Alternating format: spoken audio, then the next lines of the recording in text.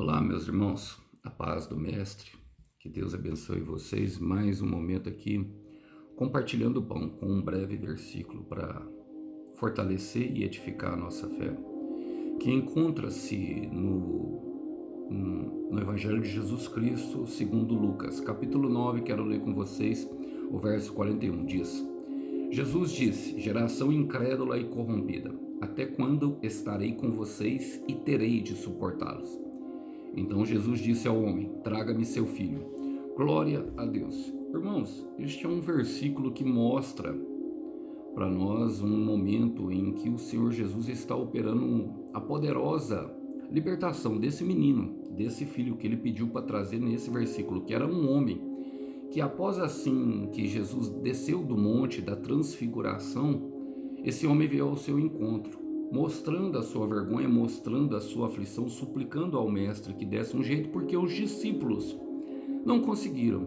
E esse é um momento de correção, esse é um momento de exortação do mestre, justamente com relação aos discípulos, mas ele falou abertamente para todos que ouviram ali sobre o porquê que os discípulos não deram conta de expulsar os demônios daquele menino. E eu aprendo algumas coisas com esse versículo que eu gostaria de compartilhar com vocês. Jesus disse, geração incrédula e corrompida. E é justamente por isso, irmãos, que eles não conseguiram. No Evangelho segundo Marcos, de Jesus Cristo segundo Marcos, ele vai dizer porque alguns demônios só saem por meio de oração e jejum. E não propriamente dito, irmão, de forma religiosa nós conseguiremos isso, e sim um aprofundamento da nossa intimidade com Deus. Ele está falando de uma vida de relação com Deus, porque a oração e o jejum são ferramentas que alimentam o espírito e mortificam a carne. E por isso que muitas pessoas padecem, por isso que muitas pessoas não têm autoridade para expulsar o mal das suas próprias vidas. Por quê? Porque se deixaram corromper. A corrupção fala daquilo que entra pelos olhos e pelos ouvidos, aquilo que nós alimentamos. Por isso que ele cita o jejum e a oração, porque junto com ele vem a palavra de Deus que alimenta o nosso espírito. Alimente a sua fé, meu irmão, e os seus medos morrerão de fome. Alimente, minha irmã, a sua esperança e os seus desesperos morrerão de fome. Nós devemos alimentar o nosso espírito e a nossa carne morrerá de fome. É o que o Senhor está falando. Pela incredulidade também. A corrupção, normalmente, a incredulidade ela vem justamente por causa da corrupção. Quando nós nos alimentamos de alguma coisa que não seja a fé, e a palavra fala que a fé vem pelo ouvir e ouvir a palavra de Deus, Romanos capítulo 10, versículo 17, estaremos já corrompidos. Está falando daquilo que nós estamos alimentando o nosso espírito. E tudo que nós vemos e ouvimos nos alimenta de alguma coisa. O Senhor Jesus disse em Marcos 6 que ele se admirou da incredulidade justamente que ele encontrou em Nazaré. E aqui mais uma vez, diante dos discípulos, ele se admira novamente e ele fica um pouco chateado, que é a segunda coisa que eu apresento.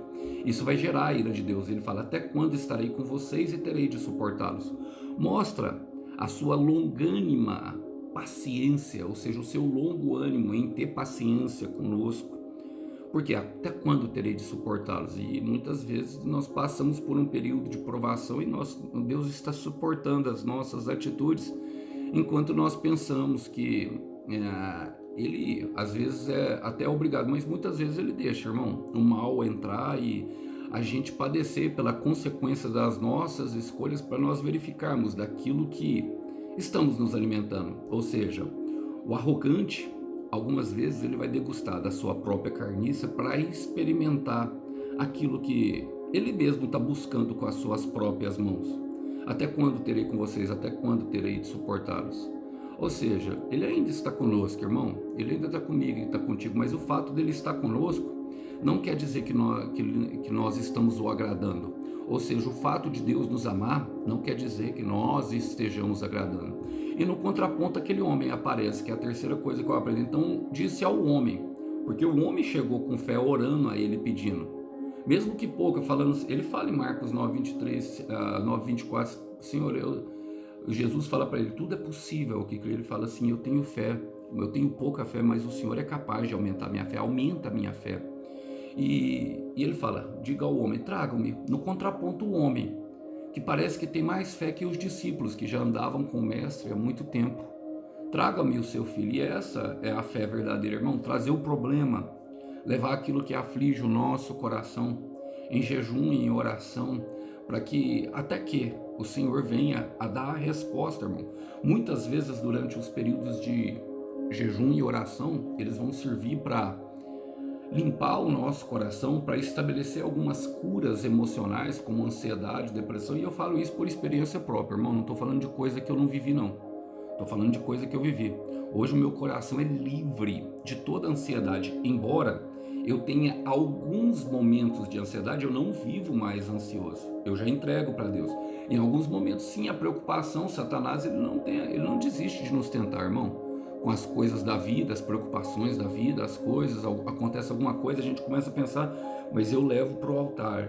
Eu aprendi a entregar para Deus todas as minhas aflições. A palavra diz no livro de Salmos, capítulo 34, versículo 17, que o justo passa muitas aflições.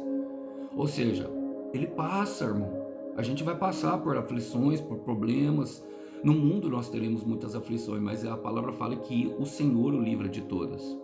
Então, embora eu tenha picos de ansiedade, eu vivo muito mais tranquilo do que propriamente com ansiedade, irmãos. E o Senhor, ele sempre nos mostra aonde está o problema e pede para nós trazermos de frente para ele. Esse é o contraponto da fé.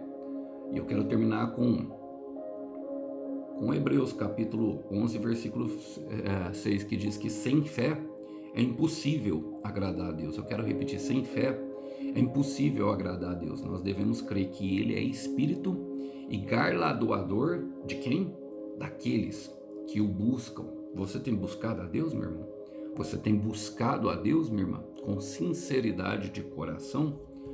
Vamos buscá-lo agora, nesse momento, orando. Fecha os teus olhos.